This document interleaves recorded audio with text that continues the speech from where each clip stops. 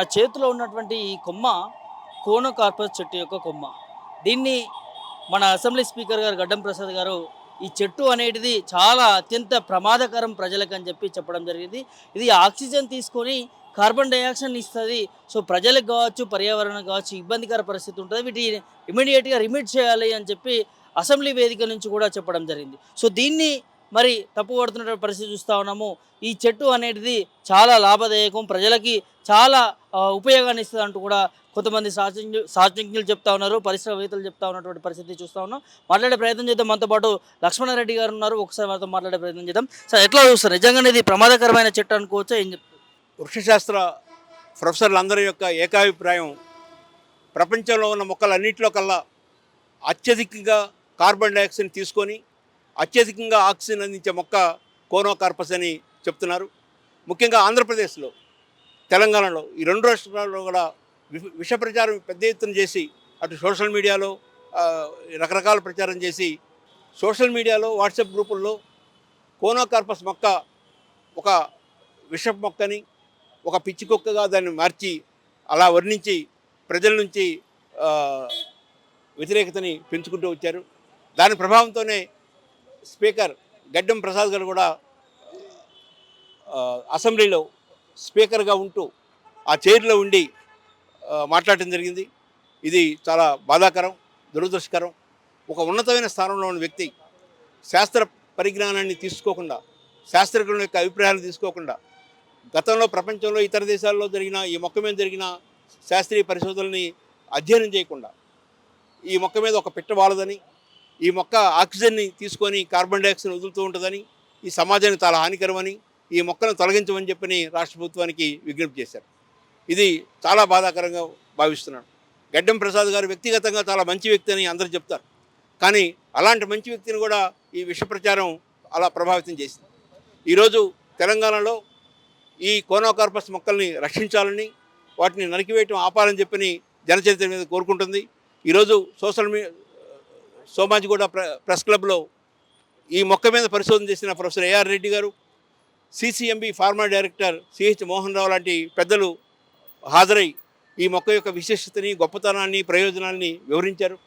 ఇప్పటికైనా తెలంగాణ ప్రభుత్వం ముందుకొచ్చి ఈ మొక్కల్ని నరికివేసే కార్యక్రమానికి స్వస్తి పలకాలని కోరుకుంటున్నాం. అలా కాని పక్షంలో తెలంగాణలో ఉన్న అన్ని జిల్లాలకు వెళ్ళి ప్రజల్ని చైతన్యవంతులు చేసి ఈ మొక్క మీద ఉన్న మూఢనమ్మకాలని, మూఢ విశ్వాసాలని పారదోలడానికి జనచరిత్ర వేదిక కృషి చేస్తుంది. అదేవిధంగా ఇటీవల సుప్రీంకోర్టు ఒక మంచి తీర్పు ఇచ్చింది.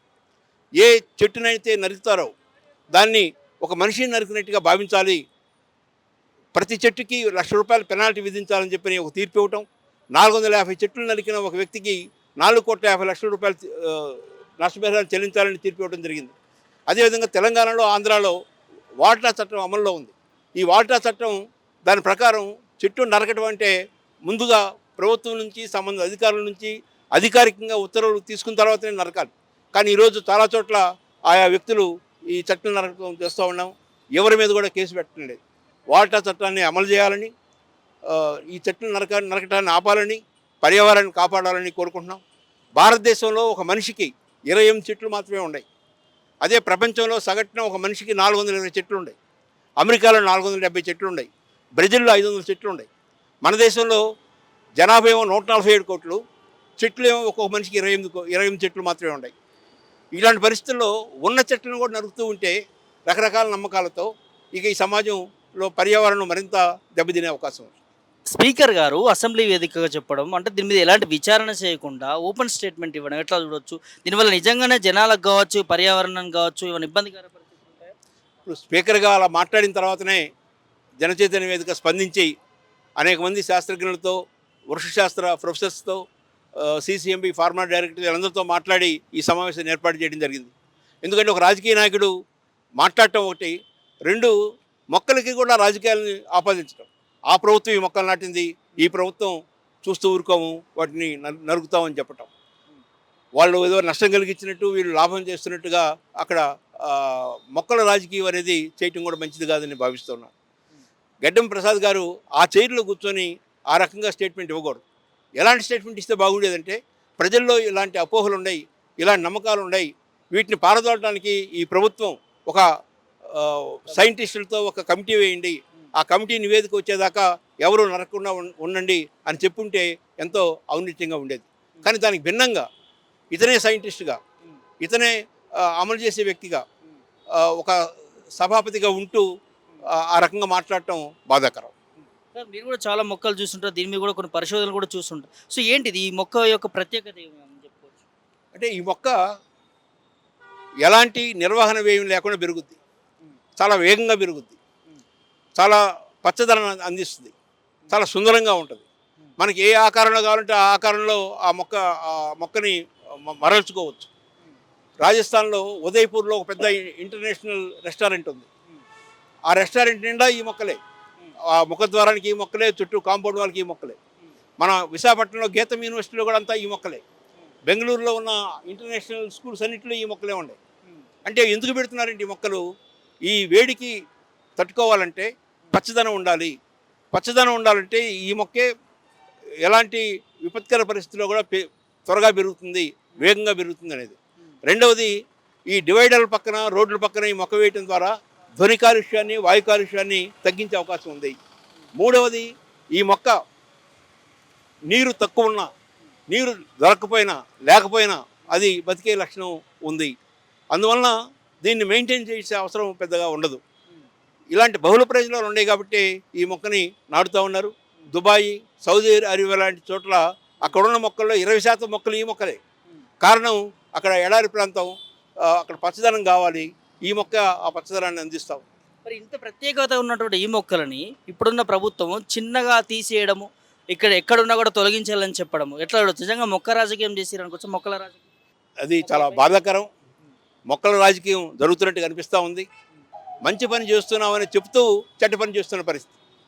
ఒక చెట్టును నరకడం అనేది మంచి పని కాదు. ప్రపంచంలో ఏ చెట్టు ప్రయోజనం ఇవ్వని చెట్టు ఉండదు.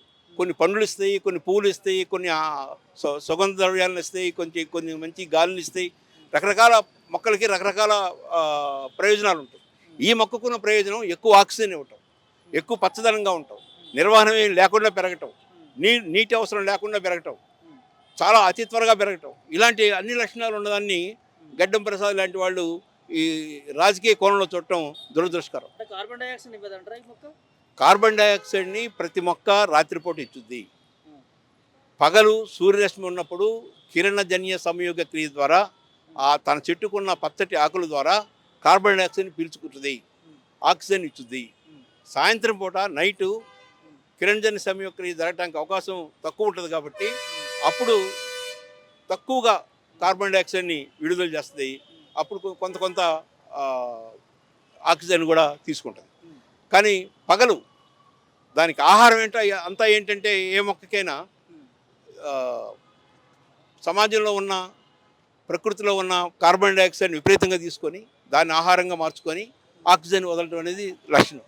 ఈ మొక్కకి ఆ లక్షణం ఎక్కువ ఉందని శాస్త్రీయంగా రుజువైంది. మన యూనివర్సిటీ ఆఫ్ హైదరాబాద్లో రుజువైంది. ఈ మొక్క ఎక్కడైనా సులువుగా మొలగలుగుతా సార్? ఇక్కడ చూడొచ్చు, ఇవన్నీ కూడా కోనాకార్పస్ చెట్లు ఉన్నట్టున్నాయి కదా. అవును, సో ఎక్కడైనా మొలగలితే ఎక్కడైనా పెరుగుతాయి. ఇలాంటి చిన్న చిన్న డివైడర్స్ మీద పెరుగుతున్నాయి. ఈ మొత్తం చూస్తే ఈ గోడ అనుకున్నంతా ఈ మొక్కే ఉంది. కానీ ఈ గోడ ఎక్కడ చిన్న క్రాక్ కూడా ఇవ్వలేదు, ఎక్కడ కనపడదు. అంటే గుంటూరులో దాదాపు ఒక 50,000 మొక్కలు డివైడర్ల మధ్య వేశారు. ఇంత చిన్న చిన్న డివైడర్లే, కానీ ఏ డివైడర్ కూడా చిన్న క్రాక్ ఇవ్వలేదు. కానీ ప్రచారం ఏంటి? ఈ మొక్క వలన గోడలని పగిలిపోతాయని, భూగర్భంలో ఉన్న పైపులైన్ పగిలిపోతాయని. ఏ మొక్క అయినా దాని కింద పైపు లైన్ ఉంటే తప్పకుండా డ్యామేజ్ అవుద్ది. నువ్వు మొక్క వేసేటప్పుడు ఆ పైప్ లైన్ వదిలి వేసుకోవాలి. ఏం చెప్తారు ఫైనల్గా రాష్ట్ర ప్రభుత్వానికి మొక్కలు ఎలాంటి చర్యలు తీసుకుంటే బాగుంటుంది, దీనిపైన విచారణ చేపట్టడం? మొదటిది, ఈ మొక్కల మీద శాస్త్రీయ పరిశోధన చేయడానికి మంచి సైంటిస్టులతో కమిటీ వేయండి. ఆ కమిటీ నివేదిక వచ్చేదాకా ఈ మొక్కలు నరికే కార్యక్రమానికి స్వస్తి పలకండి. ఆ అనంతరం ఆ నివేదికని ఆధారం చేసుకొని నిర్ణయం తీసుకోండి. అప్పటి వరకు రాజకీయ కోణంగా చూసి ఈ మొక్కలను నరికేసే క్రమం ముందుకెళ్తే జనచైతన్య వేదిక ఇతర సంస్థలను కలుపుకొని సుప్రీంకోర్టు యొక్క తలుపు తట్టి న్యాయాన్ని కోరుతాం. నా పేరు విఎన్ ప్రసాద్. నేను వర్కింగ్ జర్నలిస్ట్, మాజీ కౌన్సిల్, నేషనల్ కౌన్సిల్ మెంబర్ని. ఏం చెప్తారు సార్ నీకు చెట్టు గురించి? మొక్కలకి ప్రాణం ఉందని రుజువు చేసిన వాడే భారతీయ శాస్త్రవేత్త జగదీష్ చంద్రబోస్. ఇప్పుడు మొక్కలని ప్రాణం తీస్తామంటున్న వాళ్ళే మన వాళ్ళు అవటం చాలా బాధాకరం. మొక్కలకి ఏ నేరస్తునైనా నేరం చేశాడనే మొత్తం విచారం జరిపి నేరం చేస్తారు. ఇక్కడ వీటిని గురించి పట్టించుకునే వాళ్ళు లేడు కాబట్టి వెంటనే నరికేయమని చాలా యథాలాపంగా స్పీకర్ గారు ప్రకటన చేయటం చాలా బాధాకరం. జనచైతన్య వేదిక యొక్క కోరిక దీని మీద శాస్త్రీయమైన పరిశోధన చేసి దాని తద్వారా చర్యలు తీసుకోమనే మా మా కోరిక. ఈ మొక్కల్ని ఎక్కడ పనికిరావు అనేది ఎందుకంటే ఈ గోడ పక్కన మనకు వస్తాయి, అలాగే డివైడర్ దగ్గర మనకు వస్తాయి. హైదరాబాద్ రోజు రోజుకి వేడి ఎక్కిపోతుంది, పైగా డీజిల్ అలాగే పెట్రోల్ కార్బన్ డైఆక్సైడ్ ఎక్కువ పెరిగిపోతుంది. దాన్ని ఎక్కువగా స్వీకరించి మళ్ళీ వదలగలేది ఈ మొక్కలే. స్పీకర్ గారేమో ఇది కార్బన్ డైఆక్సైడ్ ఇస్తుందని చెప్తా ఉన్నారు కదా అసెంబ్లీ వేదిక. వారు ఏం పొరబడి అన్నారు, మాట తరబడి అన్నారు, కానీ ఏ మొక్క కూడా కార్బన్ డైఆక్సైడ్ వదలదు. వదిలేది పగలపూట ఆక్సిజన్ వదులుతుంది, రాత్రిపూట కార్బన్ డైఆక్సైడ్ వదులుతాయి. ఇది కూడా రాత్రిపూట వదులుతుంది. ఇదే కాదు, అన్ని చెట్లు రాత్రిపూట కార్బన్ డైఆక్సైడ్ వదులుతాయి. అందుకని చెట్టు కింద పడుకుంటే ఇదివరకు పెద్దవాళ్ళు పడుకున్న వాళ్ళు నా గుండె మీద దయ్యం ఎక్కింది అనేవాళ్ళు. నిజాం దయ్యం ఎక్కడం కాదు, ఊపిరితిత్తులు బరువు అవుతాయి లంగ్స్, దాంతో బాధేస్తాయి. ఈ మొక్క కాదు ఏ మొక్క అయినా. మర్రి చెట్లు ఎట్లా ఇంట్లో బతుకోము, దీన్ని ఇంట్లో బతుకోమని చెప్పట్లేదు కదా. ఎక్కడ ఇది ఉపయోగం ఉంటుందో అక్కడ ఉపయోగం ఉంటుంది. నిద్రగన్నేరు చెట్లు ఆకులు ఎందుకు ఉపయోగపడవు, గేదెలు పశువులు తినవు. అలాగే ఆ కొమ్మలు ఎందుకు బరికిరావు, విరిగిపోతాయి, వాసాలకు కూడా బరికిరావు. అయినా నిద్రగన్నేరు చెట్లు మన హైదరాబాద్ సిటీ అంటే కాలనీలు అయ్యే పెంచుతున్నాం కేవలం నీడ కోసం. దీని కొమ్మలు దానికన్నా ఉపయోగంగా పెరుగుతున్నాయి. ఎక్కడ డివైడర్ నుంచి వచ్చి పక్కకు వచ్చి అనాథరైజ్డ్ ఆక్యుపేషన్ అనేది దీనిలో ఉండదు. ఇది ఎక్కడ పోతుందో అక్కడ ఉంటుంది. దీని గింజల మీద నేను పరిశోధన చేశాను, 100 కుండీలు పెట్టాను. గింజల వల్ల వచ్చేది అబద్ధం, కొమ్మ తీసి కొమ్మ పోతేనే వస్తాయి. గింజలు ఇతర చెట్లకైతే, రావి చెట్లకైతే ఆ ఆకులు కానీ కొంగలు కానీ తీసుకెళ్ళి ఎక్కడ పడితే అక్కడ వేస్తే మన హైదరాబాద్ నగరంలో అనేకమైన పురాతన కట్టడాలన్నింటి మీద రావి మొక్కలు మొలిచి ఉంటాయి. అలా దీని మొక్కలు ఎక్కడా మొలిచి గోడలు పగలగొట్టడం, గోడలు చేయటం చేయవు. ఉదాహరణకి ఈనాడు పక్కన ఉన్న ఈ గోడే, ప్రహరీ గోడే సాక్ష్యం. డబల్ లేయర్ వేసినా గోడలు పగలగొట్టల, ఎక్కడ గోడలు పగలదు.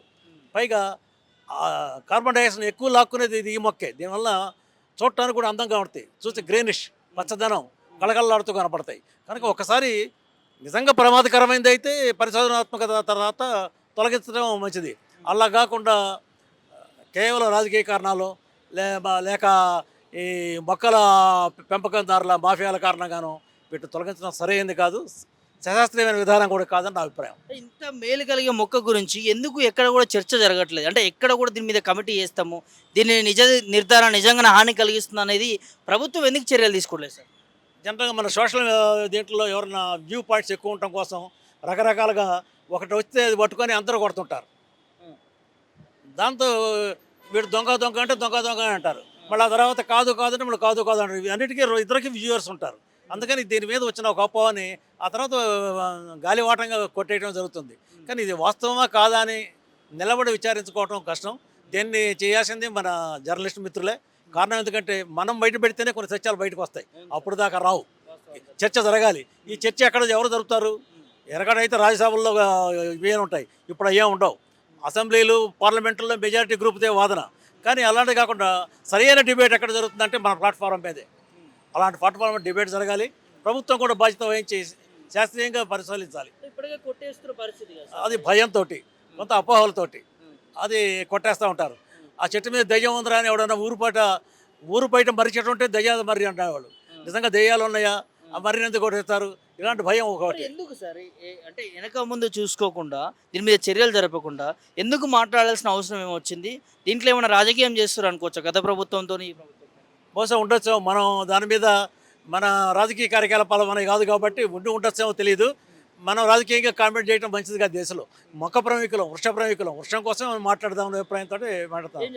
దాన్ని తప్పకుండా ఈ మొక్కల మీద వెంటనే వారు ప్రకటనని ఉపసంహరించుకోవాలనేది నా డిమాండ్. గౌరవనీయ సభాపతి గడ్డం ప్రసాదరావు గారు యథాలాపంగా చేశారేమో అనిపిస్తుంది. ఎందుకంటే వారు అక్కడ పేపర్ పెట్టుకొని చేసినట్టు కనపరచలా. ఒక సభ్యుడు అడిగిన ప్రశ్న కాదు, ప్రభుత్వం పెట్టిన ముందు తీసుకొచ్చింది కాదు, ప్రతిపక్షాల డిమాండు కాదు, వారు యథాలాపంగా అన్నారు. బహుశా వారికి ఎవరన్నా ఈ చెడు సలహా ఇచ్చి ఉండొచ్చు. కనుక వారు దీన్ని ఉపసంహరించుకొని సరైన విధానంలో ఒక కమిటీని వేసి దానిలో కనుక రుజువు తెలిస్తే అప్పుడు చేయొచ్చు. కానీ అన్ని మనుషులందరిలో చెడ్డవాళ్ళు మనుషులు అంటే ఉన్నారు, పూర్తిగా చెడ్డవాళ్ళు మనుషుల్లో కూడా పూర్తిగా మనుషులు. ఈ చెట్టు వల్ల ప్రమాదం లేదు, మేలు కలిగిస్తుందంటే అయితే ప్రమాదం లేదా అంటారు. కుప్పటి రగిలిచ్చే చెట్లన్నిటికీ లంగ్స్ మీద ఎఫెక్ట్ వస్తాయి. అవన్నీ తీయట్లేదు కదా. దీనివల్ల ఏది ఎక్కడ పెట్టాలో అక్కడ పెట్టాలి. జర్నలిస్టే, రాజకీయ నాయకుడే, సినిమా యాక్టరే. ఒకటి పని ఒకటి వచ్చి చేయడు. అట్లా ఈ మొక్కలు ఎక్కడ ఉండాలో అక్కడ ఉంచుకొని పెంచుకుంటే లాభకరం. అంతకని మొక్కలు చెడ్డవనేది అయితే తప్పు, మనుషులు చెడ్డవాళ్ళు అనేది అంతకన్నా తప్పు. వాళ్ళని ఉపయోగించుకోవడంలోనే మా చేతనైన తెలివితేటలు ఉంటాయి. స్పీకర్ వ్యాఖ్యలని జనచైతన్య వేదిక నుంచి మీరు డిమాండ్ చేస్తూ ఉన్నారు. ఆ చెట్లు ఏవైతే ఉన్నాయో కోనా కార్పొరేట్ చెట్లు అనేటివి మంచివి అన్నట్టు కూడా ఈ ఆర్గనైజేషన్ మాట్లాడుతూ ఉంది. మరి వారితో మాట్లాడించే ప్రయత్నం చేద్దాం. చెప్పండి సార్, ఎట్లా చూస్తారు అసెంబ్లీ వేదిక స్పీకర్ గారు చేసిన వ్యాఖ్యలు? కోనా కార్పొరేట్ చెట్లు అనేది తొలగించామని చెప్పారు కదా. ఈవేళ నా పేరు గోపాలకృష్ణ అండి. కోనా కార్పస్ మొక్కల విషయంలో చాలామంది చాలా అపోహలకు లోనవుతా ఉన్నారు. ఈ అపోహలు మరి బహుశా సోషల్ మీడియాలో పెరిగినాయా, లేకపోతే ఇంకా ఎక్కడైనా నర్సరీలకు సంబంధించినటువంటి ఇష్యూస్లో వచ్చినాయా తెలియదు. కానీ ఇవి ప్రభుత్వాలని ప్రభావితం చేసే స్థాయికి వచ్చినాయి. ప్రభుత్వంలో ఉన్నటువంటి పెద్దలు, అటు ఆంధ్రప్రదేశ్లోనేమో పవన్ కళ్యాణ్ గారు అదే మాట మాట్లాడారు. ఇక్కడ మన స్పీకర్ గడ్డం ప్రసాద్ కుమార్ గారు కూడా అదే మాట మాట్లాడారు. ఆయన మాట్లాడినప్పుడు మేము చాలా బాధపడ్డాం.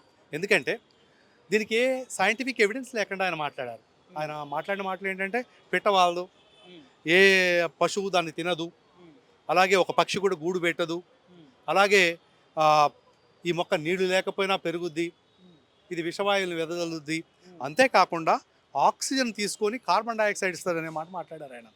ఇది నిజంగా చాలా అంటే ఆయన మా ఫ్లోలో వచ్చిందో పొరపాటుగా మాట్లాడారు మాకు అర్థం కాలేదు. కానీ అది పూర్తిగా శాస్త్రానికి విరుద్ధం.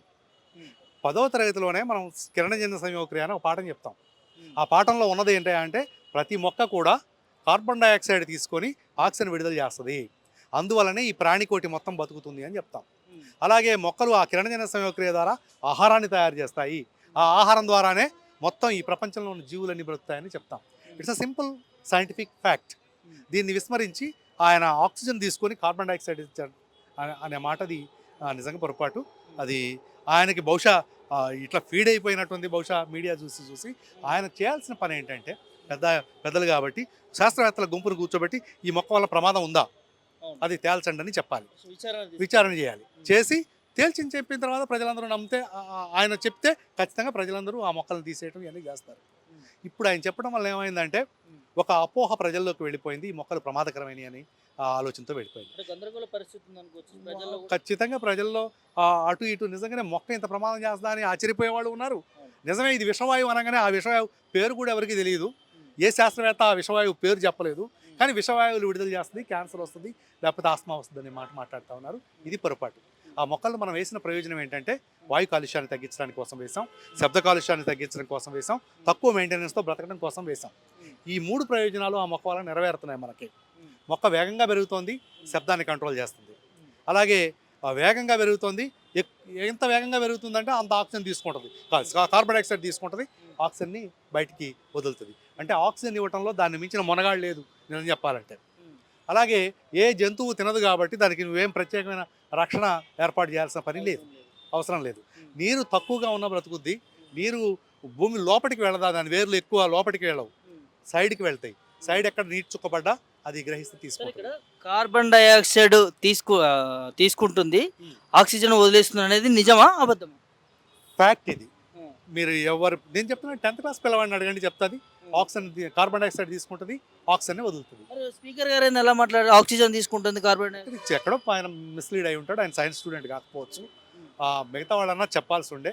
ఆ మాటలు మాట్లాడేటప్పుడు పెద్దవాళ్ళు ఎప్పుడైనా ఆలోచించుకొని మాట్లాడాలి. అక్కడ పొరపాటున మిగతా విషయాలతో పాటు అది కూడా వచ్చేసింది. బహుశా వాళ్ళకు ఉన్నటువంటి ఆపోజిట్గా ఉన్న పార్టీ మేమంతా ఇన్ని మొక్కలు పెంచామనగానే దాన్ని కంట్రోల్ చేసే పరిస్థితుల్లో ఈయన ఆ రూట్లోకి వెళ్ళి ఉండొచ్చు. కానీ మీటింగ్ అంటే ఏదో అనుకోవచ్చు, అసెంబ్లీ వేదిక కాదు. సరే, రాజకీయాలు నాకు ప్రధానంగా ఇప్పుడు నేను చెప్పదలుచుకోలేదు. ఇప్పుడు ఆయన మీద విమర్శలు చేయడం ద్వారా నేను చిన్నవాడిని, ఆయన మీద విమర్శలు చేయడం నా ఉద్దేశం కాదు. కానీ అది కరెక్ట్ కాదనేది చెప్తున్నాను, అంతవరకు చెప్పగలుగుతాను. కోనా కార్పస్ యొక్క గొప్పతనం ఏంటంటే తక్కువ మెయింటెనెన్స్తో, తక్కువ నీటితో బ్రతుకుద్ది. దానికి ప్రత్యేకమైన రక్షణ కల్పించాల్సిన అవసరం లేకుండానే బ్రతుకుద్ది. ఇప్పుడే కాదు, 2050వ సంవత్సరం వచ్చినప్పుడు ఉండే కార్బన్ డైఆక్సైడ్ని కూడా పీల్చుకొని అది బతకగలుగుద్ది. కార్బన్ డైఆక్సైడ్ గాలిలో పెరిగే కొద్దీ దానికి శక్తి పెరుగుద్ది, అది మొత్తం పీల్చుకొని దాని శరీరాన్ని పెంచుకునే దానికి ప్రయత్నం చేస్తుంది. అది దానికి గొప్పతనం. మిగతా ప్రభుత్వాలకు ఇచ్చే సూచన ఏంటంటే మొక్కల మీద అధ్యయనాన్ని ఏర్పాటు చేయండి. శాస్త్రవేత్తలతో ఒక అధ్యయన బృందాన్ని ఏర్పాటు చేసి ఈ మొక్క వల్ల నిజంగా నష్టం ఉంటే తీసేయండి, అభ్యంతరం ఏమీ లేదు. కానీ నష్టాలు అయితే ఏమీ ఇప్పటివరకు ఎక్కడా రిపోర్ట్ కాలా. సో ఇంకా ఏమైనా దేశీయ మొక్కలు పెంచదలుచుకున్నారు, దాని మీద శాస్త్రవేత్తల అభిప్రాయం తీసుకుని పెంచండి. ఏ మొక్కను ఎందుకు పెంచుతున్నామో గవర్నమెంట్కి ఒక అవగాహన ఉండాలా, ఏ మొక్కను ఎందుకు తీసేస్తున్నామో ప్రభుత్వానికి ఒక అవగాహన ఖచ్చితంగా ఉండి తీరాలని మేము చెప్తున్నాం. సో దీనివల్ల ప్రజలకు ఉపయోగమే తప్ప వరి అవ్వాల్సిన అవసరం లేదు, బెంగపడాల్సిన అవసరం లేదు. మా ఇంటి పక్కనే ఒక 15 చెట్లు పెంచాను నేను. అవి బ్రహ్మాండంగా పెరుగుతున్నాయి. రోడ్డు పక్కన నా ఇల్లు ఉండటం వల్ల డస్ట్ నుంచి కాపాడుతూ ఉంది. అవి ఇచ్చే ఆక్సిజన్ వల్ల నేను ప్రశాంతంగా ఆరోగ్యంగానే ఉన్నాను. నాకు ఏ ఉబ్బసము ఆస్తమా రాలేదు. ఇక ఎంతకంటే నేను ఏం చెప్పగలుగుతాను. నా ఇంటి పక్కనే వేసుకున్న చెట్లు. ప్రజా చైతన్య వేదిక చెప్తా ఉన్నది, కోనోకార్పస్ చెట్లు అనేటివి ఆక్సిజన్ ఇస్తాయి తప్ప ఆక్సిజన్ తీసుకోవు. ప్రజలకు కావచ్చు, వాతావరణం కావచ్చు, పర్యావరణం కావచ్చు, ఇవి లాభాన్ని చేకూరుస్తాయి తప్ప నష్టాన్ని ఎక్కడ కూడా చేకూర్చమని చెప్పి చెప్తా ఉన్నారు. మరి గడ్డం ప్రసాద్ గారు, స్పీకర్ గారు ఎందుకు ఆ విధంగా చెప్పారో తెలియదు కానీ, సో కోనోకార్పస్ చెట్లు అనేటివి ప్రజలందరికీ కూడా అది అందుబాటులో ఉండడమే చాలా మంచిదంటూ కూడా వీరు చెప్తున్నటువంటి అంశాన్ని చూస్తాను. Video journalist Prabhakar Mireddy, Hyderabad.